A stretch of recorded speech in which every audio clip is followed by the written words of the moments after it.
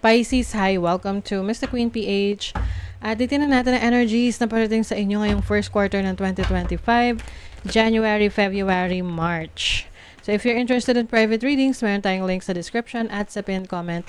Pakicheck nyo lang information kung paano mag-book for a private reading. And please subscribe to our channel to show your support, like, share this video, at comment na rin kayo kung kayo ay naka-resonate. And thank you sa mga hindi nagsiskip ng ads. I really appreciate that. Okay. So, let's see, Pisces. What's up? First quarter ng 2025 para sa inyo. For Pisces, show us the energies, please. Okay, you have the third house. This is the house of communication, learning. Okay. You have South Node in Taurus. So, yung iba sa inyo, kung meron kayong mga isinantabi na interest nyo dati, ngayong first quarter ng 2025, ipupursue nyo na yan. Maraming dahilan. Yung iba, kulang sa pondo, or wala kayong oras, panahon. So ngayon, you are ready to learn. You have the time and energy na pag-aralan yung interest ninyo. So yung iba, this is related to social media, paano kumita online, mga ganyan. Or, yung iba naman, kasi third house is also about short distance travel. So, yung iba sa inyo, maaring meron kayong magta-travel kayo pauwi, no? Pauwi sa pinanggalingan nyo. Can be yung hometown ninyo, para magsimula ng proyekto doon. So, example, uuwi ka sa inyong hometown kasi magpapatayo ka ng bahay ng parents mo, or doon ka magpapatayo ng another property, 'di ba? So, maraming reasons. Some of you naman, third house is also about your siblings. So, maaring merong aayusin na relationship sa isang kapatid na nagkaroon kayo ng hindi pagkakaunawaan, lalo na sa pera or sa resources ninyo. Oo. So, maaring magkakaroon ng pag-uusap.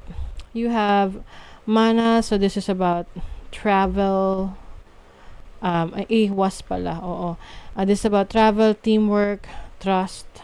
So, I think magiging parte ka ng isang grupo, ng isang community na kung saan you will share your knowledge, your skills para matulungan nyo yung isa't isa. You also have Ansus. This is spiritual development. This is also your wisdom, your insights. Mas lumalawak na yung kaalaman mo sa spiritualidad, no? Yung iba sa inyo, you are gifted with talents and skill set na may kinalaman sa healing other people, or divination. So, some of you may also be a tarot reader, spiritual healer, astrologer, that helps others to figure things out in their lives, no? You also have Hagalas. Hagalas is like a challenge in your life. So, maaring ngayong first quarter ng 2025, meron kang pagdadaanan na pagsubok na magpapatibay sa'yo, no? Crisis, no? So, pwedeng crisis in terms of your finances. Pwede ring crisis sa relationships mo. Pwede ring identity crisis. So, anumang crisis to, kailangan maging matatag ka. Lalo na yung inyong paniniwala, pananampalataya.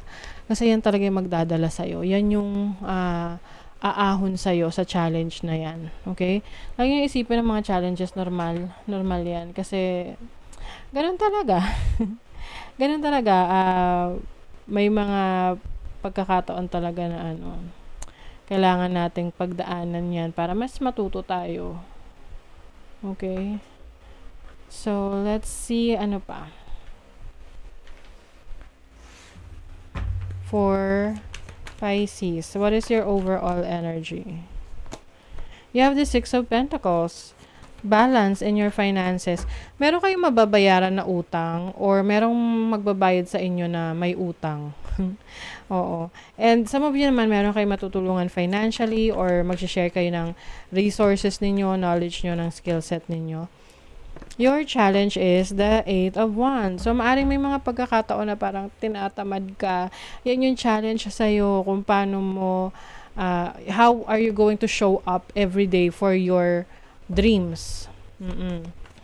Diba, pangarap mo maging artista o ano ba yung dapat mong gawin para maging artista ka? Syempre, i-develop mo yung skills mo, acting skills mo, practice ka or you have to be there You have to be there for your dreams. Audition ka kasi kung uupo ka lang at wala kang iniisip mo lang na yun yung pangarap mo pero wala kang ginagawang action. Walang mangyayari, walang mararating, no? So, you really need to take action. Now, your opportunity is the Seven of Pentacles. So, ito yung opportunity na makuha mo yung iyong pinaghirapan, yung iyong ineffortan, yung trinabaho mo. So, iba sa inyo, kung meron kayong mga hinihintay na mga back pay or someone na meron kailangang ibigay na pera sa'yo or gamit, resources, you will be able to get that. No? Ngayong first quarter ng 2025, kailangan lang maging patient ka kasi darating rin naman yan. So, your focus is your happiness. Maaring yung iba sa inyo single, yung iba sa inyo mas masaya na malaya kayong nagagawa yung mga gusto niyo. Ayan. And then, your blessing is the Queen of Cups. This is the blessing of creativity. So, I see you doing things na may kinalaman sa iyong pagiging malikhain. Ayan. So, mga creative talents and skills mo na pwede mong gamitin para magdala ng abundance sa iyong life. Kasi lahat naman tayo, binigyan tayo ng gifts na nasa sa atin na lang kung paano natin yon i-discover, paano natin gagamitin yon to bring abundance in our lives. O, yung iba sa inyo, related sa spirituality talaga yung inyong career path or yung mission nyo dito sa mundo. You have a very strong intuition, you have very strong instinct. So, yeah, itong spring energy na to, within 1 to 3 months or pagdating ng spring, kailan ba yan? Sa late March or early April, maaring merong mga parating na good news for you. Ano to? Oh, okay. I feel like there's a transformation para sa'yo spiritually. You are, lalo mong naiintindihan yung purpose mo sa mundo. Yung iba sa inyo, meron kayong mga gagawing outreach program, charitable work to help others. Quick action. Wow, yung iba sa inyo, meron kayong wish na matutupad, Pisces. Kaya ipagpatuloy nyo ang inyong manifestation and at the same time, yung actions ninyo, dapat aligned yan sa gusto nyong mangyari, sa mga wini-wish ninyo. Psychic protection, Pisces. You have to protect your energies kasi may mga times na meron mga taong nagbibigay ng evil eye sa inyo or negative energy. So, make sure that you always pray, you always ask for guidance, you always ask for protection. Yan. You also have peace. Peace of mind. Yung iba maaring merong makikipag-ayos sa inyo, makikipagbati.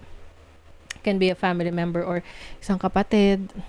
You also have courage. So, this is your lakas ng loob na ipagpatuloy ang iyong mga nasimulan dahil worth it naman yan para sa'yo. Kumbaga, your hard work will pay off. Okay? Because things are coming into fruition, kailangan lang talaga na malakas yung paniniwala mo sa sarili mo na yes, makakaya ko to, malalagpasan ko to. Ganon. Okay? And then, Pisces. Wow, change course. O may pagbabago ng direksyon para sa iba sa inyo. May bagong opportunity na nag-o-open. A closed door is an invitation from life to move in an even better direction. It's time to change course. Sa pagbabago ng direction. Action. Ito yung sinasabi ko sa inyo kanina. Kailangan mag-take ka ng action kahit maliliit. Small steps. Small steps will lead you to your destiny, to your direction na gusto mong mapuntahan. Okay? So, baby steps are still steps and they're better than standing still. Yes, mas okay siya kaysa wala kang ginagawa. Kaysa sa iniisip mo lang na iniisip yung mga pangarap mo pero wala kang ginagawang action. Yung maliliit na action na yan yung magiging dahilan para mas umangat ka pa. At pag narating mo yon, hindi mo aakalain na marami ka palang potential. Okay? So, that is your reading, Pisces. Thank you so much. See you again.